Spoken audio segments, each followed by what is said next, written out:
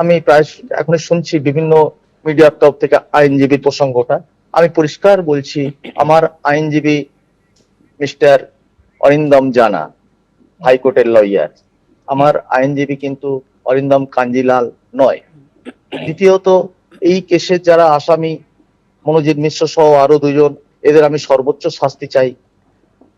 আর কলকাতা পুলিশের ওপর আমার যথেষ্ট আস্থা আছে। এই মুহূর্তে আপনাদের সামনে রাখবো কসবা কাণ্ডের তদন্ত কোন পথে এগোচ্ছে। গ্রেফতারির আগে জেব আহমেদ এবং মনোজিৎ মিশ্র কোথায় গিয়েছিলেন, ফন্ট রোডে কার কাছে দেখা করতে গিয়েছিলেন। 25শে জুন কসবার আইন কলেজের মধ্যেই ছাত্রীকে গণধর্ষণের অভিযোগ ওঠে। 26শে জুন সন্ধ্যে 7:20 গ্রেফতার মূল অভিযুক্ত তৃণমূল কর্মী মনোজিৎ। আর 26শে জুন সন্ধ্যে 7:35 গ্রেফতার করা হয় তালবাগান থেকে তার শাগরেদ জেব আহমেদকে। 26শে জুন সন্ধ্যে 6:25 বালিগঞ্জ স্টেশন লাগোয়া ফন্ট রোডে তার টাওয়ার লোকেশন মিলেছিল। ফন্ট রোডে কার সঙ্গে দেখা করতে গিয়েছিল গণধর্ষণ কাণ্ডে অভিযুক্তরা? কসবা গণধর্ষণ কাণ্ডে ধৃতদের জেরা করে জানার চেষ্টা করছে পুলিশ, এমনটাই সূত্রের খবর।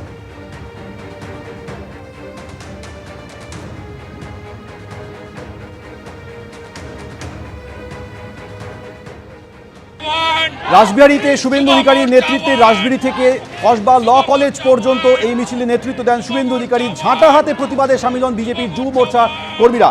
এরপর কসবা ল কলেজের সামনে মঞ্চে পৌঁছে শুভেন্দু অধিকারী আগামী দিনে কিছু কর্মসূচির কথা ঘোষণা করেন। এর মধ্যে 21শে জুলাই তৃণমূলের যে শহীদ স্মরণ অনুষ্ঠান রয়েছে সেই দিনই শিলিগুড়িতে যুব মোর্চার নেতৃত্বে উত্তরকন্যা অভিযান হবে বলে ঘোষণা করেন শুভেন্দু অধিকারী।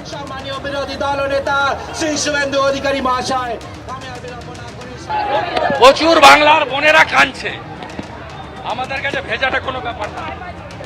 যত বৃষ্টি হবে তত তাড়াতাড়ি মমতার বিদায় হবে।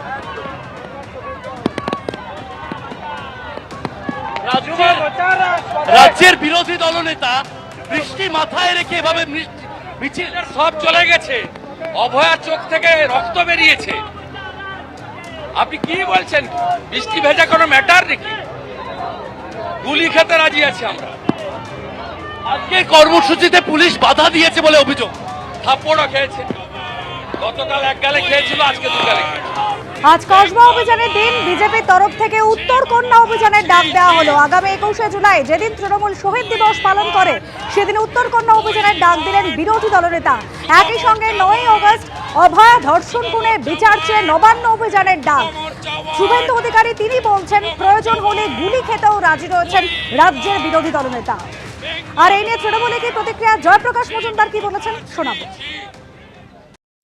হিন্দিতে একটা কথা আছে, প্রচলিত কথা, আ বয়েল মুঝে মার।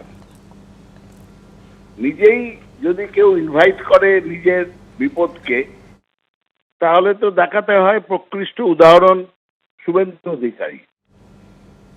কারণ 22শে জুলাই পশ্চিমবঙ্গের সমস্ত কাগজে, মিডিয়াতে যে রিপোর্ট বেরোবে তাতে এটাই প্রতিফলিত হবে যে ধর্মতলায় শহীদ দিবসে মমতার ডাকে 20 লক্ষ জনতার ভিড়।